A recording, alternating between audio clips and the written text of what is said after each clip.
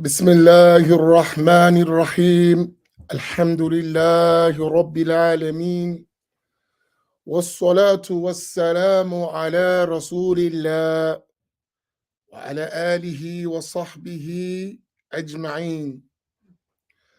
اللهم علمنا ما ينفعنا وانفعنا بما علمتنا وزدنا علما.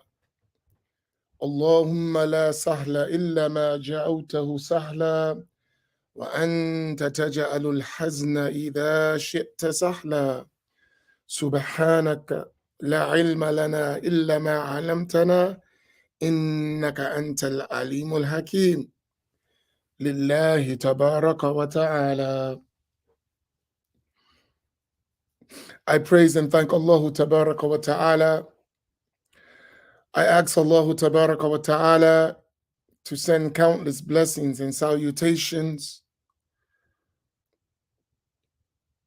on Sayyidina Muhammad sallallahu alayhi wasallam, his family, his companions, and all those who follow them in excellence until the day of judgment. And I ask Allah Tabaraka wa Ta'ala to grant us the sincere and noble intentions. Assalamu alaikum wa rahmatullahi ta'ala wa barakatuh to you all. Sister Fahima, assalamu alaikum. MashaAllah, great to see you. I hope you are doing well. May Allah subhanahu wa ta'ala increase you in all good.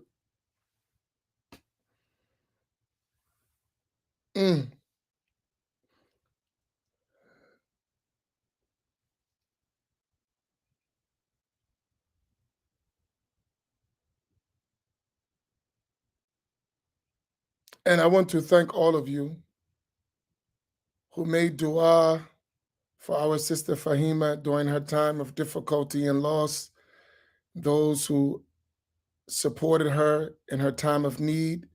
May Allah reward you all with an excellent reward. Having believers who show their concern in your times of difficulty is a great blessing from Allah Tabaraka wa Ta'ala. And I hope that we were a great source of comfort for her and her family during these difficult times that they went through. May Allah increase them. MashaAllah. Tayyib. So we reached up to page number 8 in our book. Let us recite Al-Fatiha to the soul of Sayyiduna Al-Imam Al-Nawawi, rahimahullah ta'ala. Al-Fatiha.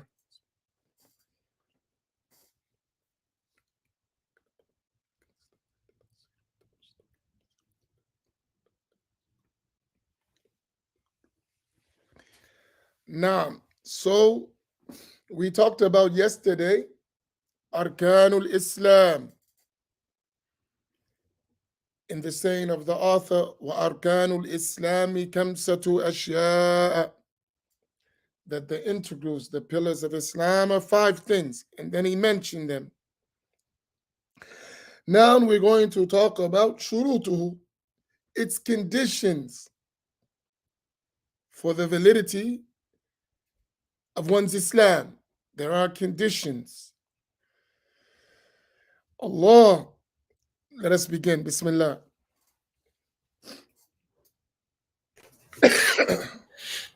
Bismillah ar-Rahman ar-Rahim. Alhamdulillahi Rabbil Alameen. Wassalatu wassalamu ala Rasulillah. The author, may Allah Ta'ala have mercy on him, said, the preconditions for the validity of one's Islam are that one hath reached puberty, be of sound mind, that the Prophet's message, sallallahu alaihi wasallam, Allah Ta'ala bless him and give him peace, have reached one, that one accept it voluntarily, and that one utter the 2 testifications of faith in their proper order without separating them, using the word. Let's read that again. I hate this, but I understand. Stop apologizing for being a Muslim. Seriously. We Muslim, period. If others can put their stuff out there, we can put ours. We Muslim. I do not like that. But go ahead, read it again. All of it. Yes.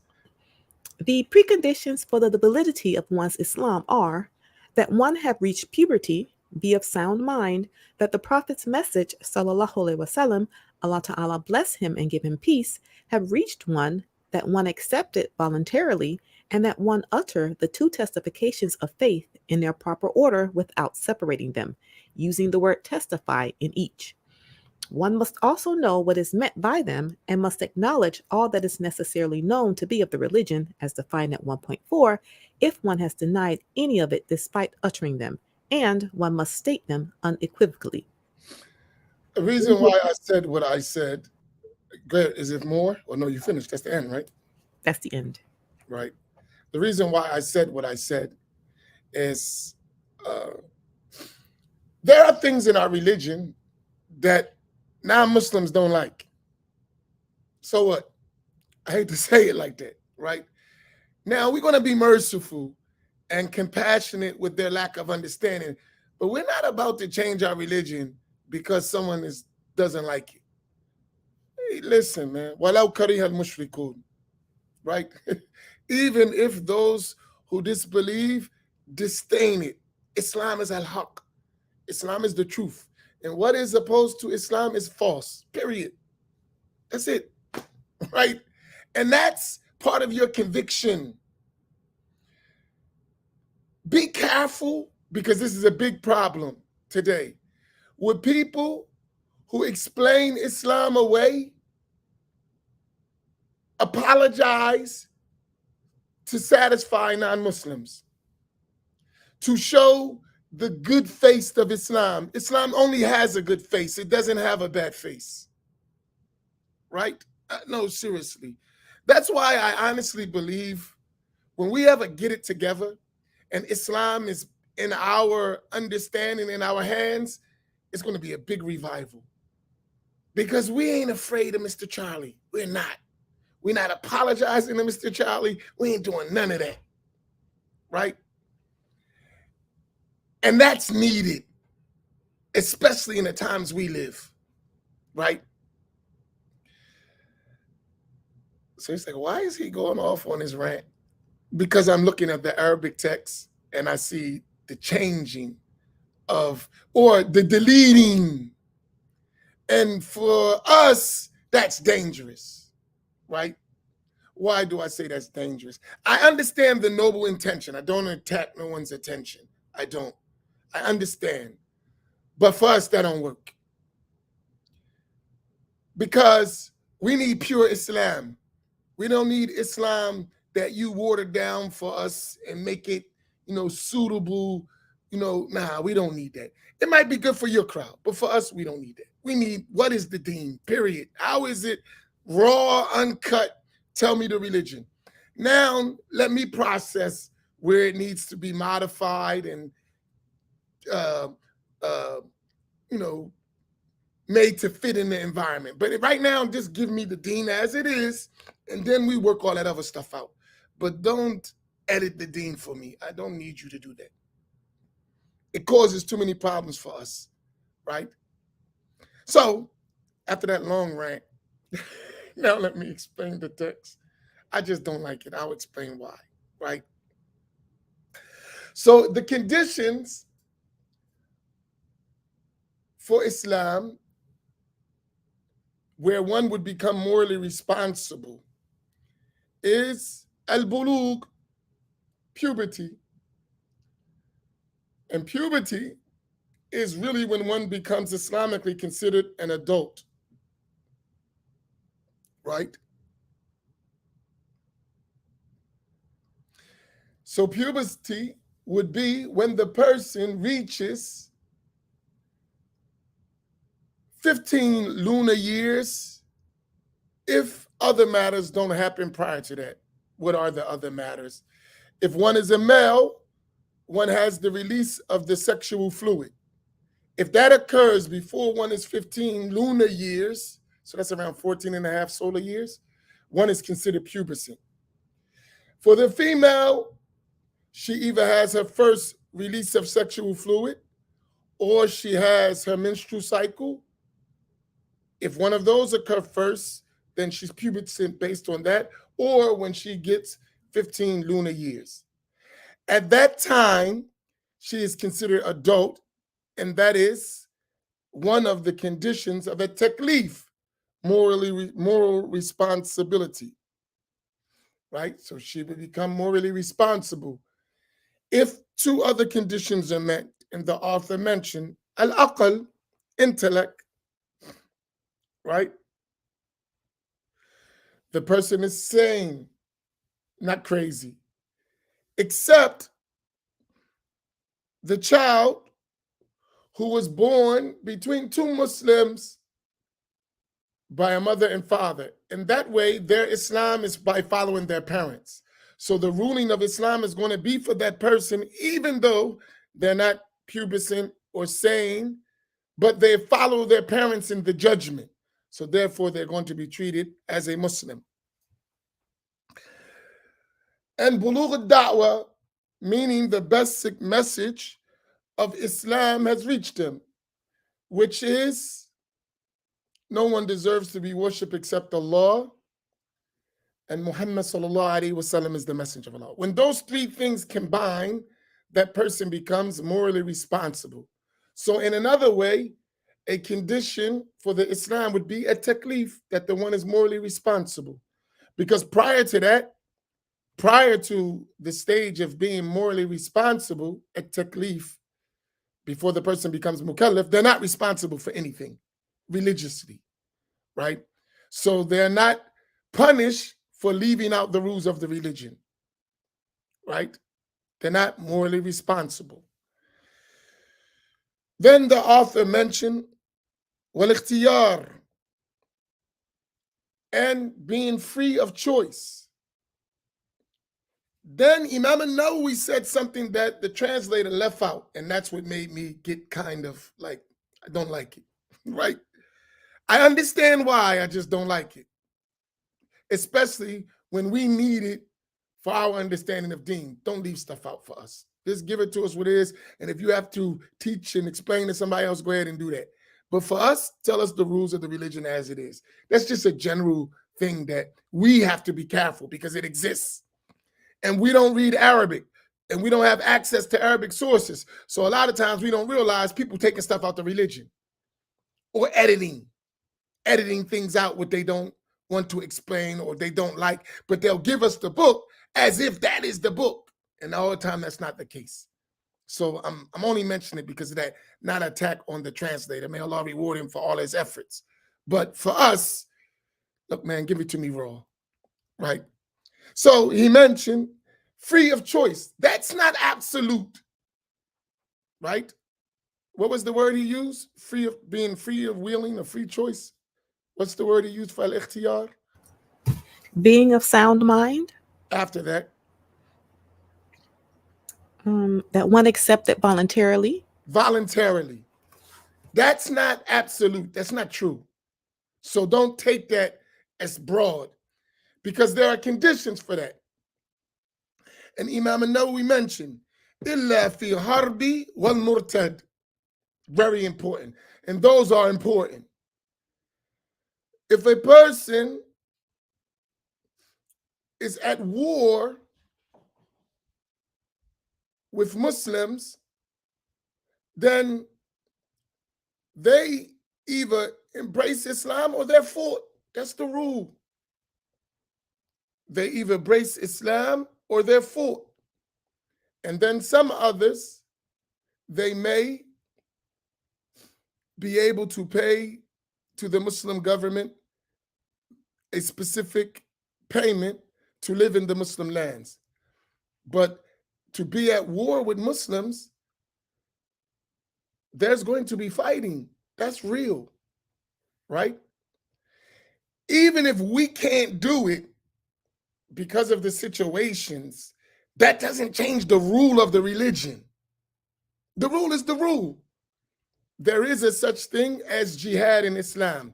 We don't wipe jihad out of the books because we are scared that we're the minority and let's change the religion and then say jihad is only defensive. That's not true. That is not Islam. even if we can't apply the rules are the rules. We don't alter them. Do you understand what I'm saying? So in this condition, the Khalifa is going to wage jihad. That's a part of the religion. It's his job, right? Now, if you're not the Khalifa, you don't have that right. That's a rule in the religion too. You can't just make your own rules. If y'all follow what I'm saying. Just because we can't apply all the rules, we shouldn't change the rules of the religion. Do y'all understand what I mean by that? Is the point clear or no?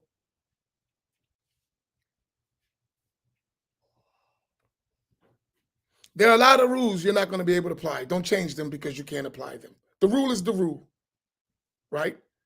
Now, there may be reasons why we can't apply the rules, and we accept. But the rule is the rule, right? The other one, so that's one, right? Because we live in a time now, and I saw it, where we're going to live under kufr forever if we listen to some of these speakers who alter and edit the religion based on their subjugation in the land of non-Muslims. And we can't go for that, right? Because you know what it nullifies? It's going to make you an enemy if you live long enough of the Mahdi. You're going to consider the Mahdi a terrorist, and Jesus a terrorist too. Seriously, if you keep that mindset, and I remember my sheikh told me this, he said, some of these people today, they're going to be partners with the Dajjal if they live long enough because of their mindset. So what you're going to do when the Mahdi comes and Sayyidina Isa comes and they wage jihad, what you going to do? Oh, they are terrorist fundamentalists. We don't have a fighting. They're going to fight. That's real. If you live long enough, if you live to the time of a Mahdi and the return of Sayyidina Isa alayhi salam, there's going to be fighting. They're going to fight the Dajjal. Yes. What you going to do? No fighting in Islam. It's only defensive. They're going on offense from the door. Right? Like I'm saying, soon as he descends, they're going on offense. What you going to do? What you going to do? They're terrorists. They're fundamentalists. What you going to do? Right? So be careful. That is a part of our deen. It's real. Whether we like it or not, that's the religion. That's what the Prophet ﷺ conveyed.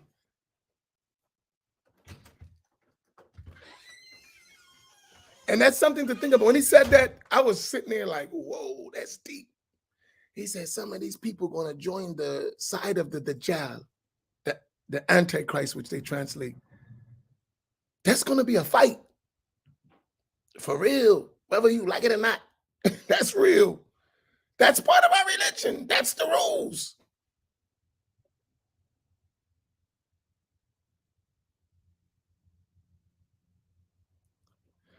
So sometimes I talk to people and they be like, you need to tone that down. It's real, man. This system of kufr is not going to change without ultimately a fight. That's reality, whether we like it or not. That's how it's going to go. The enemies of truth will fight to the death to defend kufr. That's real. You like it or not.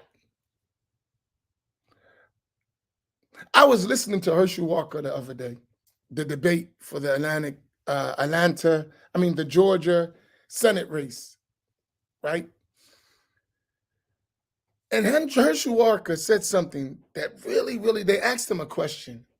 They said, would you cut in military spending? He said, absolutely not. We must be ready to fight. We can't be weak.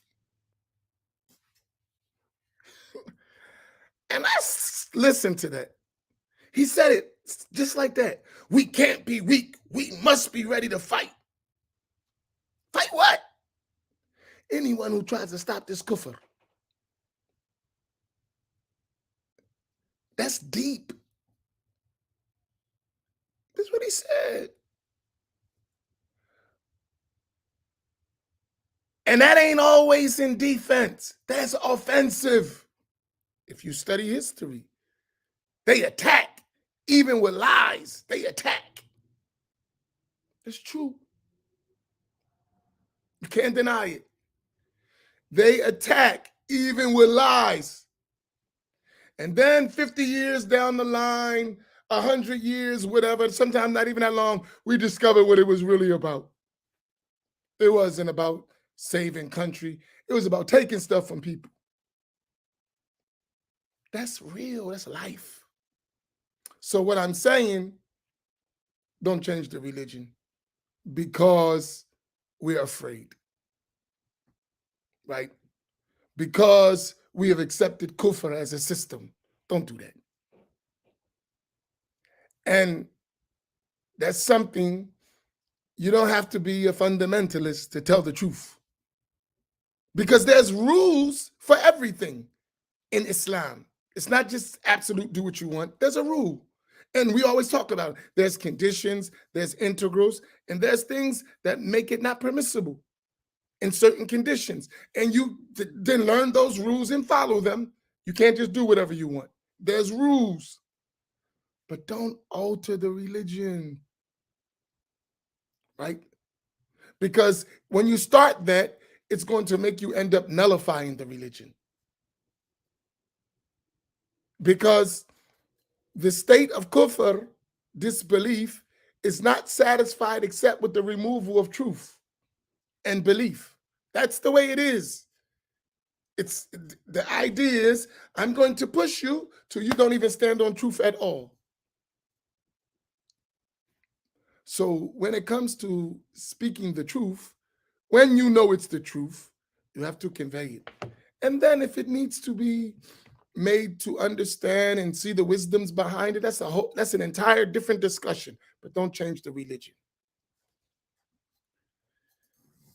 The other one, al-murtad, the apostate.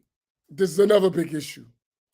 And I heard some people supposed to be learned. I remember they said there's no such thing as apostasy in Islam. I'm like, what the heck are you talking about? There is such thing as apostasy. And the apostate must return to Islam. Doesn't have a choice. They don't have a choice. Right? Or they will be severely punished. Period. That's the rule in the religion. Even if we can't carry it out, that's the rule. And the judgment with Allah subhanahu wa ta'ala is going to take place. Period. Right? So, number one, there is apostasy, and there are rules for the apostate, and they are severe, more severe than dealing with the original disbeliever, which is the harbi. The rule for the murtad is more severe than dealing with that non-Muslim who is fighting against the Muslims. They're much more severe for the murtad. So both of those are rules in the religion. And what leads, we have to be careful, because there's this trend also that there's no such thing as a takfir. Subhanallah, there is kufr. Yes, there is. Oh, I'm not going to call no one a kafir. Some people commit kufr. And you don't want to wrongly apply the judgment of kufr to someone. But there are things that lead you out of Islam by consensus. So don't go too far. You can't say who's a Muslim. Yes, you can. Some things, if you do them by consensus, you are not a Muslim. Right? Not all the rules can be explained away. And the way it's set up is that you start nullifying the rules as if they're not a part of Islam. then you have an Islam that is not Islam at all. That's why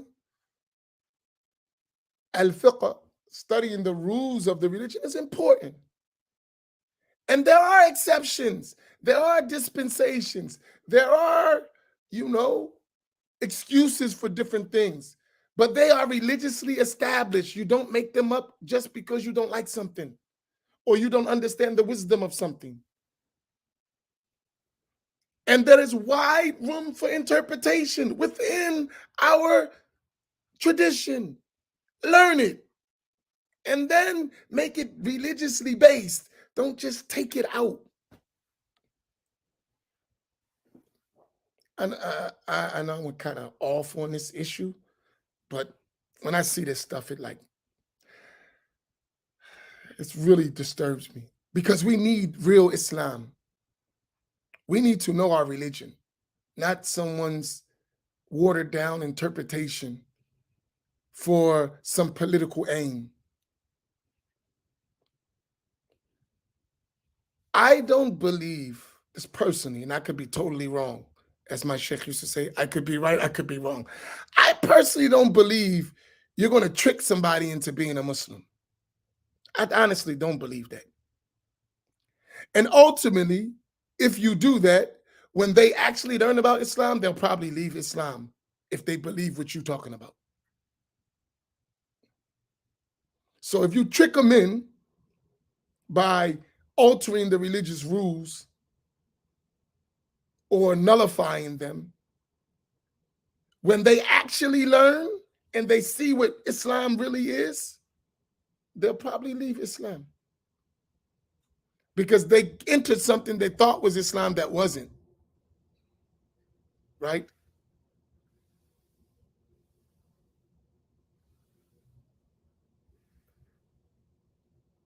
So we should be careful. Explain the religion as it is, right? And then the more we learn, we'll be able to, give dispensations when they're needed. I mean, when I say we, the learned among us, but we should be careful. The religion is the religion, and we should learn it as it is. In every madhab, there are chapter in every book of fiqh. According to every madhab, there's the chapter of apostasy.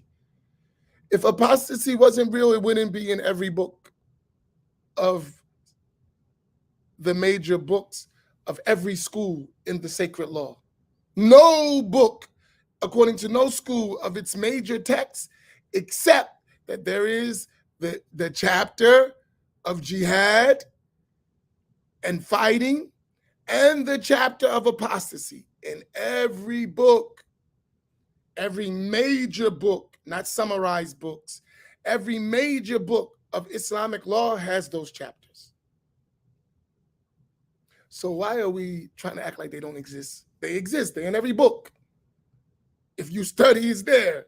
There's rules and mention in detail in every major book. There's rules. So we don't deny them. There are rules. Now we follow the rules as they are. And if we don't know them, that's why you have learned people and scholars and governments. And that's why you establish the sacred law. But you don't nullify the whole thing.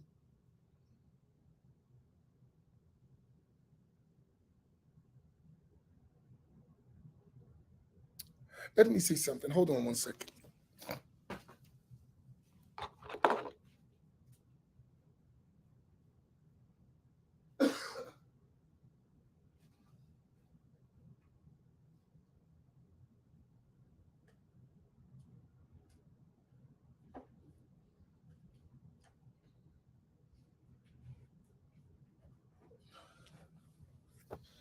I'm getting old, so I don't memorize as well. So I have to check. I want to read something to you quickly. 5 seconds.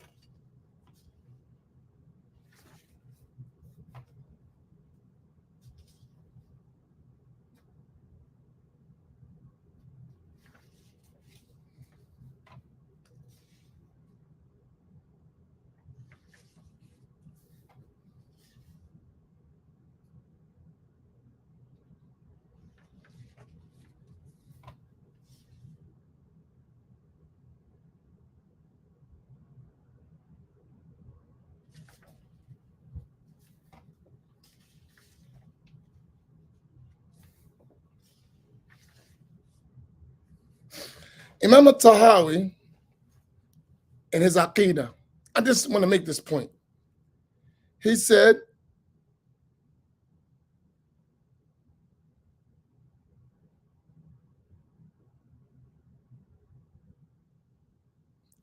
that Al-Hajj and Al-Jihad will always exist with the leaders of the Muslim, the pious among them, even the sinful among them, until the day of judgment. Nothing will invalidate them or nullify them. That's in one of our famous books of Aqidah. One of the most famous, Al-Aqidah Tahawiyah. Imam al-Tahawi, this is about Aqidah, about belief. But what did he put in belief? He said Al-Hajj, which is an action, right? Al-Jihad, which is an action. He mentioned them in the book of Aqidah that they will always exist under the leaders of the Muslims. The righteous or the sinful, even if the leader is sinful, they must exist until the day of judgment. Who are we to come nullify the rules? That's some deep stuff.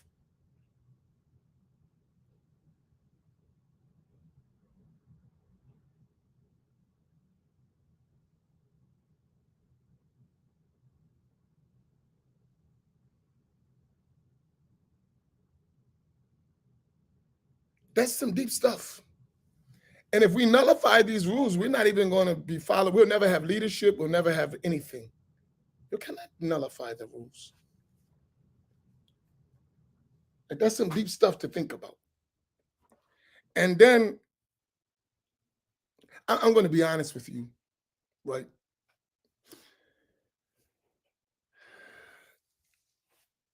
The older I get, the more I learn, the more I reflect, I see how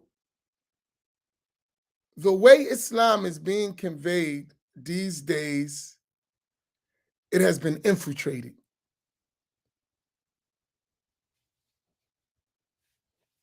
Right? To the extent to nullify our religion. And they've put people up in front of us as leaders who are agents for the enemies of Islam. I honestly believe that. I'm not going to say names, so don't even ask that. But a lot of the leaders that are in front of us,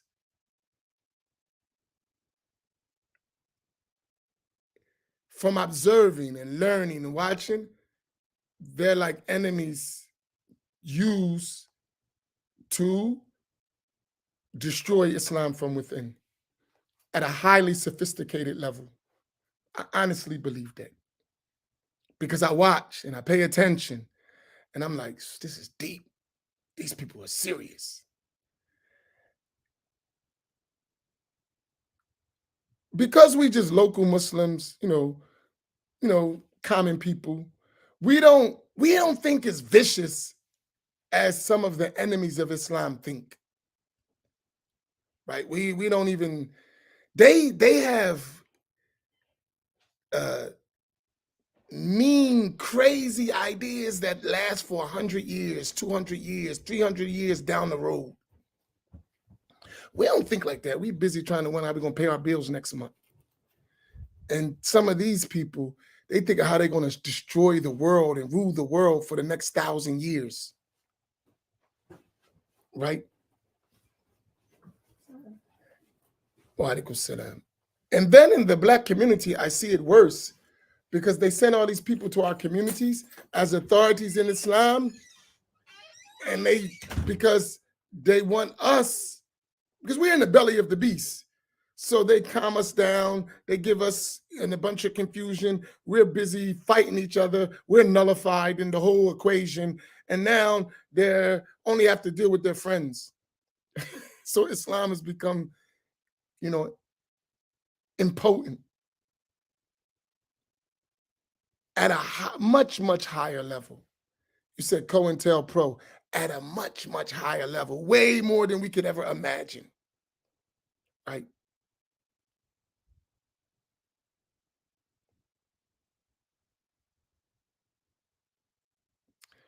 And then when I see this type of stuff, it gets scary. It almost will make you, I'm talking about from me, from coming from our backgrounds, it will almost make you a racist, a reverse racist, seriously. So you got to be careful about that. Because I would say something, but I just know it's not proper to say. But that's how that's what I see. But I got to have husnul dhan. You always got to have a good opinion. But what I see, ain't nothing changed. Same old game. Now it's just being done through Islam. And I get it. The idea is always, whatever will save you, let's get rid of it. We need them to stay at the bottom. So if Islam is going to save them and empower them, let's undermine that whole religion and then give them something that will make them weak, passive, submissive, subjugated, or disperse their strength. And that's what I see. Seriously. And it's worked. Boom! It's worked right on time. But you will only see that by learning, watching, observing, right? Think about it. Think about it. The black voice in Islam has been nullified.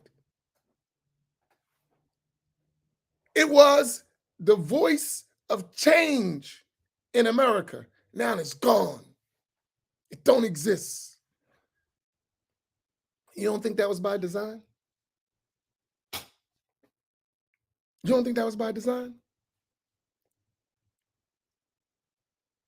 The black voice was the voice of change in American history through Islam, or what they believe to be Islam.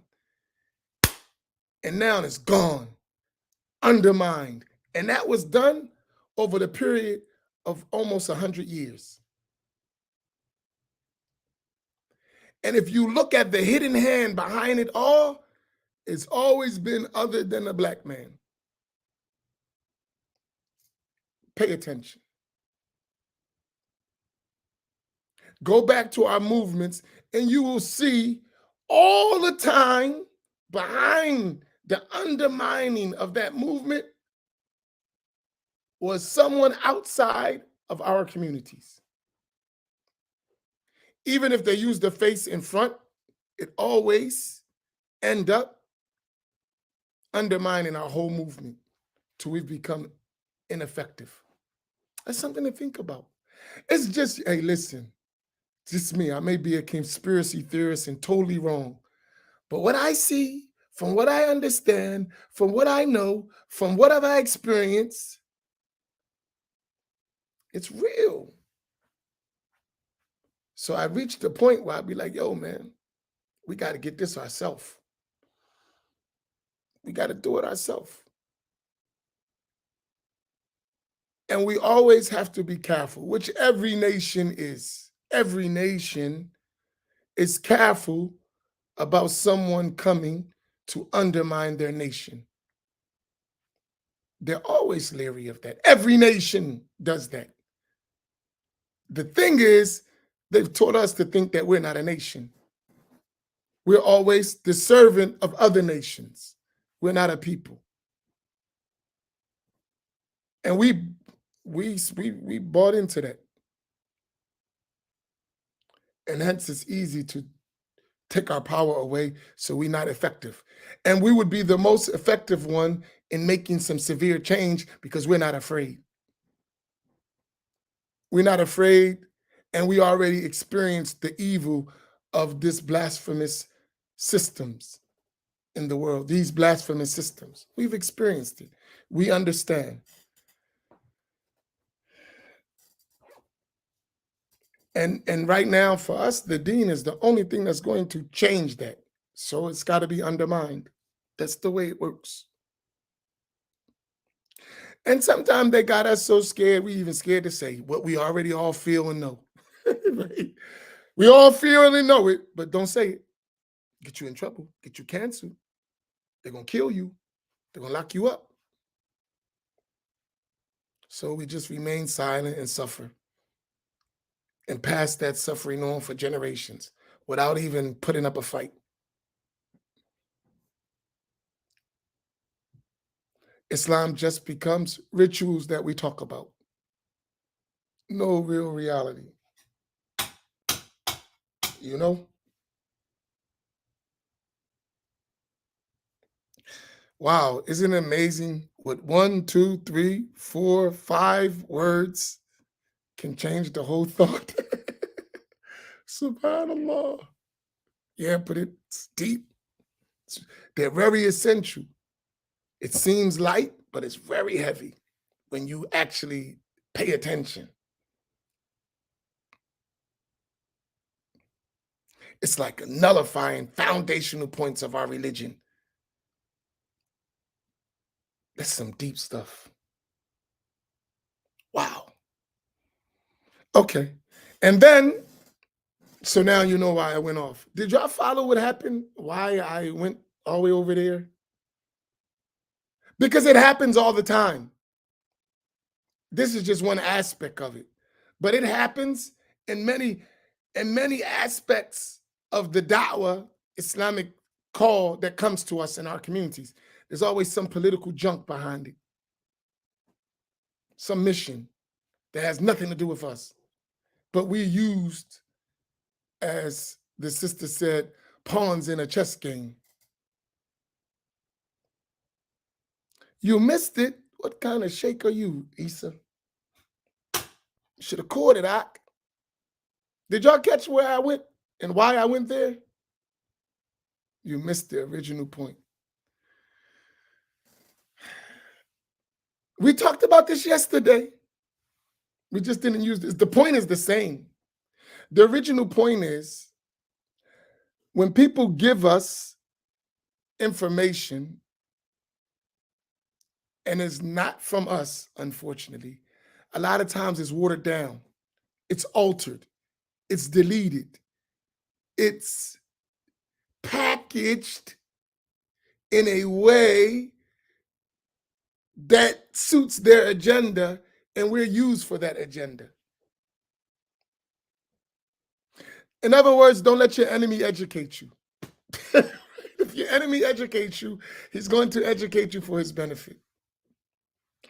But the problem, they told us that we don't have any enemies when we do. So that's the problem. Malcolm told us that a long time ago, right?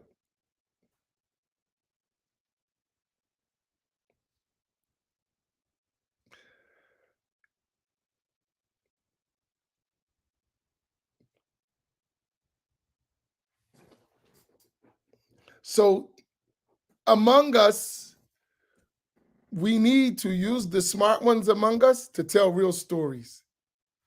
Because the smart ones, and when I mean the smart ones who have access, have more information than the rest of us. So those smart ones, those intelligent ones who have all this access have to clean up the mess that's being given to us and have to be honest, right? So when we're reading one book, I don't know if you noticed this, whenever we read a book, I'm always following in Arabic all the time, right? Why? Because we need to know where we're being, is it accurate what's being conveyed to us? And all the time it's not. It's being filtered to us. Sometimes the filtering process is beneficial. Sometimes key things are being left out that we need. Do you understand my point? I'm always following in Arabic all the time. And I'm always cross-referencing in Arabic all the time. Why? Because the original source of our deen is in Arabic. It's not in English or French or German or nowhere else. Right? So there is a filtering process. Sometimes the filtering process is just due to facilitation, making it easy. Sometimes, right? Sometimes the filtering process is done because of a lack of ability of the translator. That happens.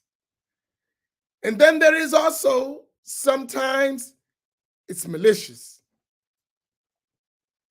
It's done with evil intent to misguide and deceive. It happens.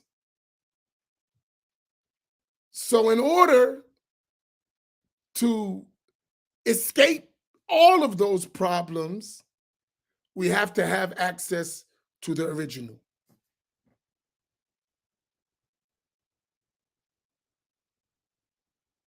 Right?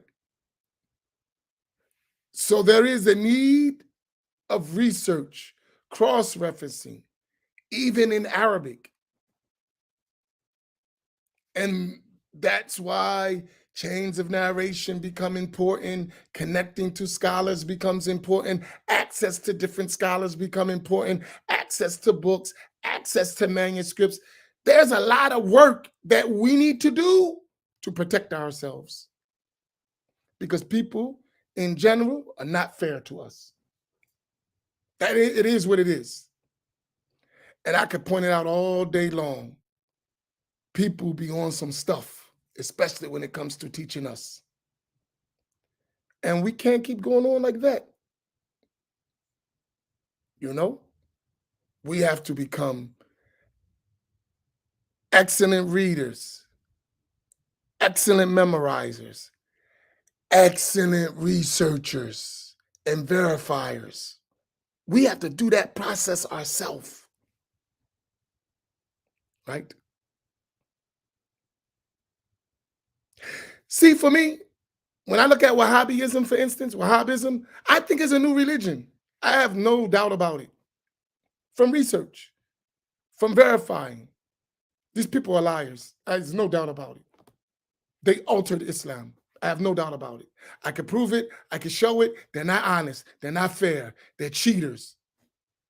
And no doubt about it. I don't even have I can show that with my eyes closed, right?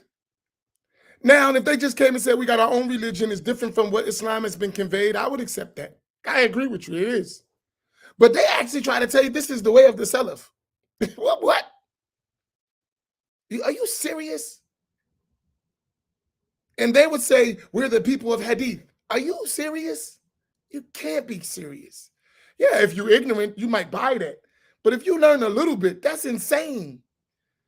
You're the biggest falsifier of Islamic information the world has ever known. What are you talking about?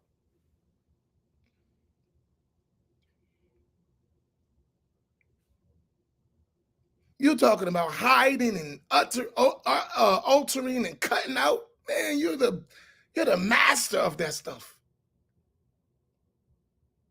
You reinvent the whole religion and gave it as a, here, this is our deen. Reinvent scholarship, reinvent books, alter stuff, take stuff out, put stuff in. Come on, man. And then guess what? You gave that in our community and we accepted it. We didn't know you did all that because we don't research. We don't really read that much. We don't memorize. We can't cross-reference. We can't verify. So you can do that to us all day. And the more you learn, you'll see it. It's like, come on, man, stop. Right? And that's why I talk the way I talk. Not because I know a lot. I just know enough to know when you're doing some stuff, right? I know enough to know when you're doing some stuff, right? Because we do that work. We research, we check, we cross-reference, we verify, right? All the way even to manuscripts, to ensure that you're not pulling the wool over our eyes. That's it. Because we got generations too that we want to save as well, right? So, like, it's important because some of us are still being hoodwinked and bamboozled and lied to and used. And some of us, our people whom we love, are stuck in that. And they're afraid. They know, and they're afraid to move. They know better. They do know. You got people telling our people the only way you can get the truth is through us. Huh? Say that again? If it's not coming from us, you got to watch it.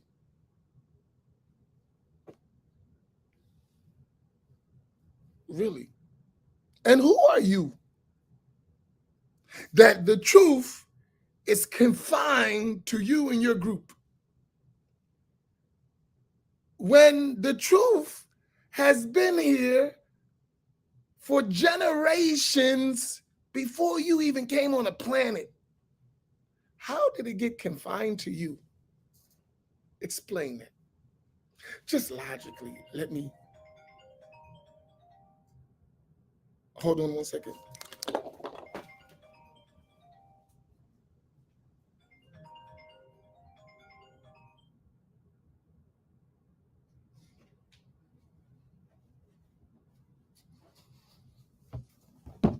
Just logically, let me understand that. We are Ahl Sunnati wal Jama'ah. Your organization happened 50 years ago, 60 years ago, 100 years ago, 200 years ago. Fine, whatever. And there are billions of Muslims around the world. I'm talking about Sunnis. I'm not talking about the Wahhabis. The Wahhabis don't even make up 5, 6 million, 7 million, 8 million. Give them 10 million. Doesn't matter. The Wahhabi movement doesn't make up 10 million people around the world. And historically, they don't even last 2 generations, 2 centuries. It's about 2 centuries, 2.5 centuries since their movement developed. So we're talking about, this is 1,500 years later of the prophetic mission. Muslims been practicing Islam, scholars all over the world. And how did all that huge tradition get minimized to your group and your sheikh? How did that happen? And you expect us actually to buy that? And guess what? Some of us swallow that stuff. Goop, goop, goop, goop, goop. Yep. Huh? That don't even make sense. But they tricked us till we don't use our brains anymore. Think about that. That doesn't even make sense. If we got to verify it, and you can't learn except from us. Huh? Say that again? That don't even make sense. Logically, that doesn't make any sense. Like without, you don't need a proof for that. Your mind is an evidence. That doesn't make any sense. It's as if to say you're needed, and you're not needed. You're not. None of us are. Islam is going to go without us. It has been existing without us. And when we go on, it's going to keep going. You're not needed. So how did the truth be confined to you? That doesn't make sense. It's logically impossible. It's a logical fallacy. It just cannot work. But guess what? Some of us actually believe that. That's how we end up in cult-like communities, cult-like groups. We're ignorant. We don't know. We don't even use our minds anymore.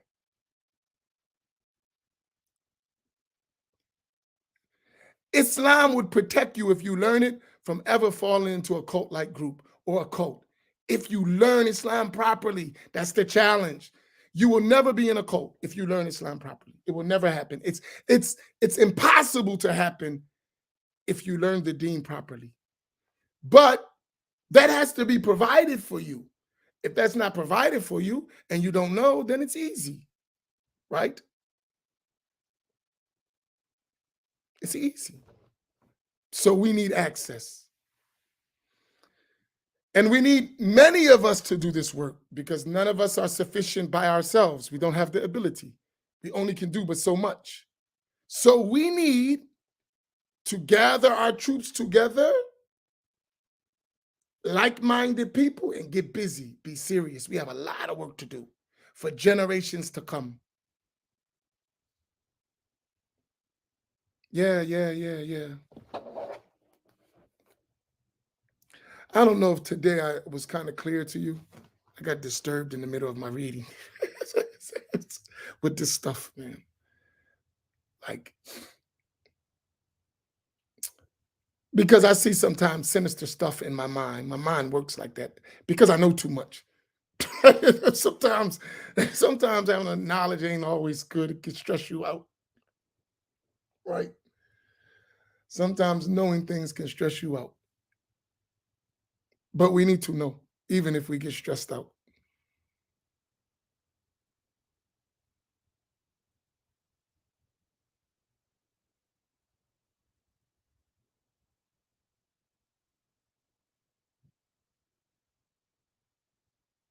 Oh, y'all got me?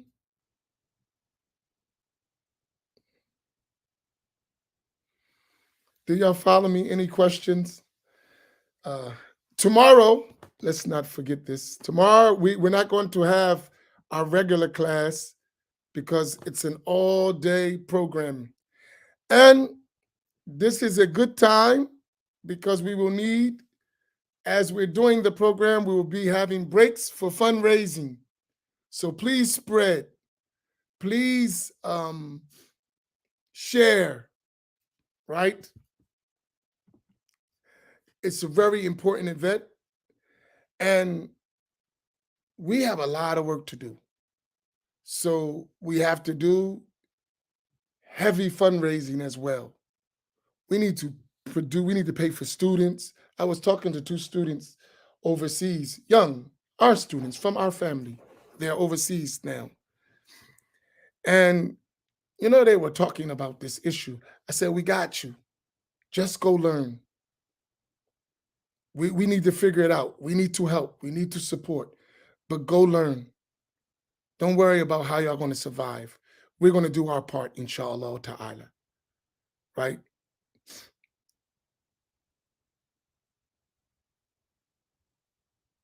We're going to do our part. You just go do your part. Be a good student and learn well. And, get busy. And we'll do our part. At least I'll do my part to encourage. I'll do what I can do, and I'll encourage others to assist so we get the job done. Right? We need more unfiltered teachers. We don't have enough. Excuse me, I'm sorry. We don't have enough unfiltered teachers, right? We need more, right? Who actually know. And they need to be out there because we in a situation, man. We need help. And a lot of us don't realize that a lot of people who's the face of our deen now don't have our interests at heart at all. And that has its result on us, right? Right? It results on us in our communities, We're not even dealing with those issues yet. The result of not having a strong Muslim presence, Black Muslim presence in our communities is devastating. We ain't even dealing with that yet. All the crime and poverty and dysfunction in our Black communities, it is also a result of the lack of presence of the positive Black Muslim image in our communities. We ain't even addressing that stuff. We're still trying to learn. That's real stuff. our Muslim babies being killed in the streets. And I mean youth. We ain't even dealing with that stuff. Our Muslim babies going off to prisons, dropping out of school. There's a lot of stuff we got to do.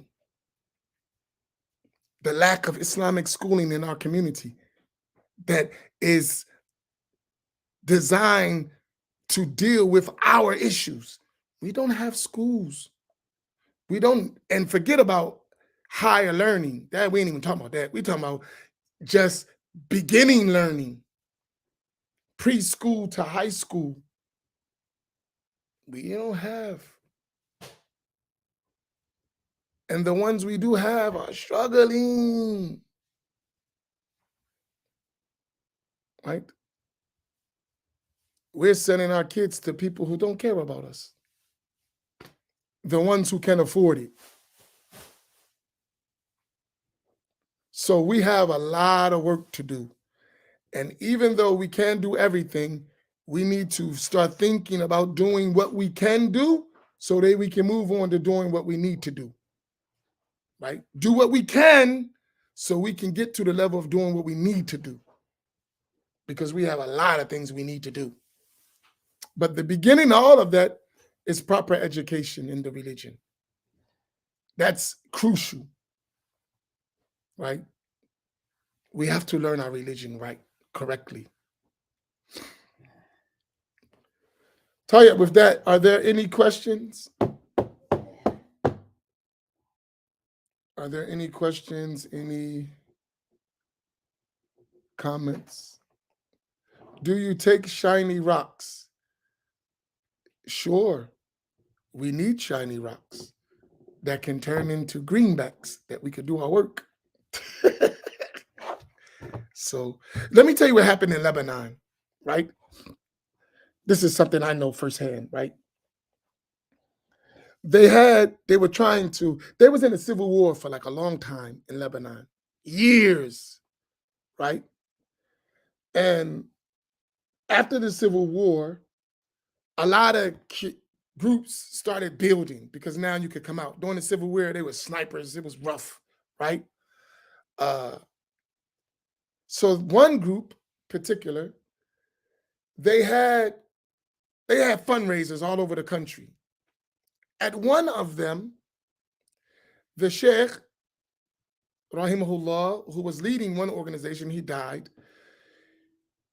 He was going around the country giving talks. He was a scholar and fundraising. He went in Beirut. They wanted to build schools. And I remember before there was all those schools, they built a lot now. They even went up to a university now, that's later. But when they started, he had just collecting money to do like primary schools, like small schools, just building, right? And I'm talking about schools, not like a little like school, high-rise buildings. They was like really doing real stuff. And at one of those events, the women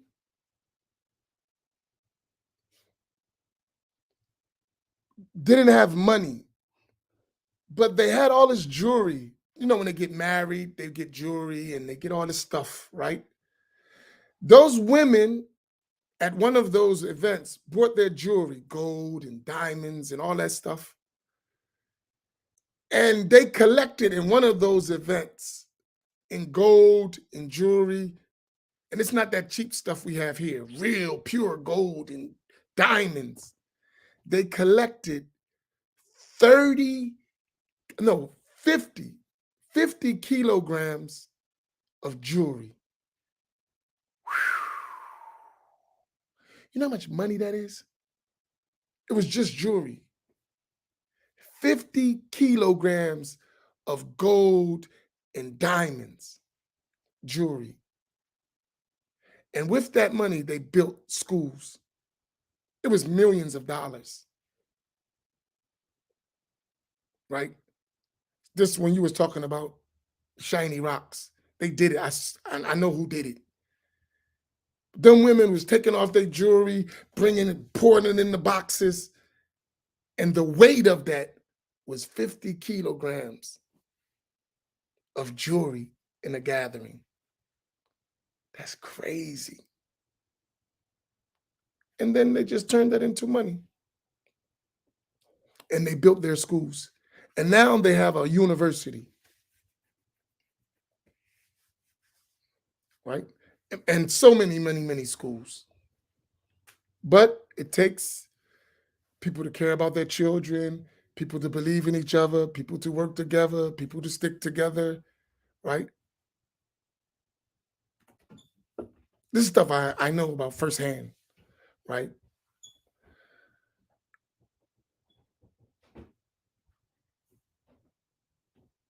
Russell Simmons said something in a discussion he had the other day.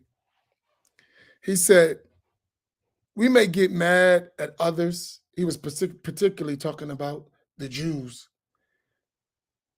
He said, instead of getting mad at them, why don't we learn from them and do it for ourselves? And I agree with that. He said, listen, it is what it is. Instead of just getting mad at them, why don't we learn and do it for ourselves? Right? And we can move that. We look at other communities and we say they don't let us in, they don't do this, they ain't thinking about us, they don't help us. Okay, what are they doing? Why don't you learn and do the same thing? The good part, not bad stuff. Don't exclude nobody. Don't make nobody feel like they're not welcome. But you can do the same thing and build. Right? You can do the same thing. We develop a family. Support. Do your part to help so that we can do. And then, we'll see it. It'll work.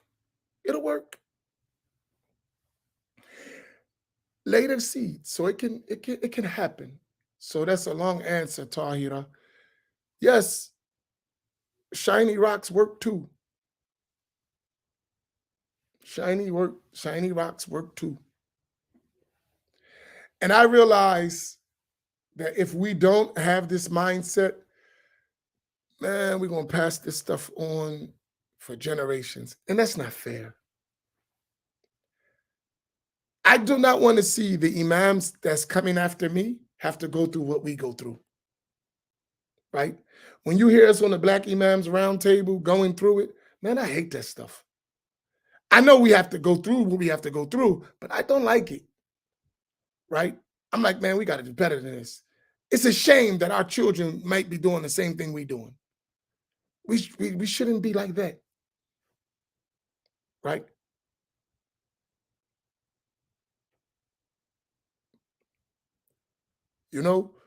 We should make sure that our succeeding generations of Muslims in our communities are in a way better position than us.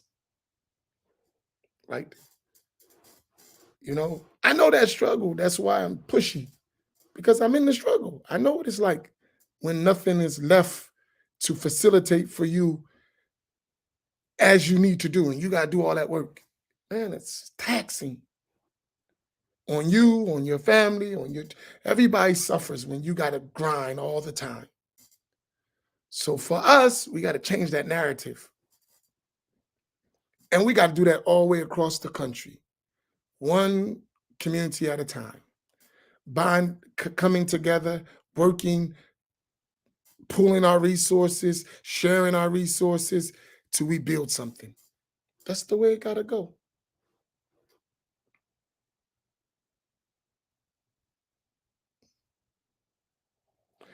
And we're not going to do it locally. We need to do that nationally and even internationally. We got to use all our resources to do this work. All of them. Everybody count. No one is unimportant in this work. All of us are needed. Every single one of us. We're all needed. No one is free. We don't need you. No, yes, we do. What can you do? That's it? Okay, please do that. We need you to be excellent in that part. Whatever it is. It's not haram, right? Okay, good. You know how to do that? You good at it? All right, do it.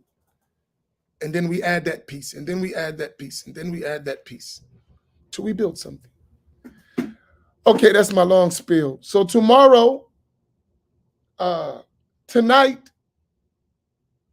sometime tonight, I'm going to, maybe after Sheikh Waleed's class.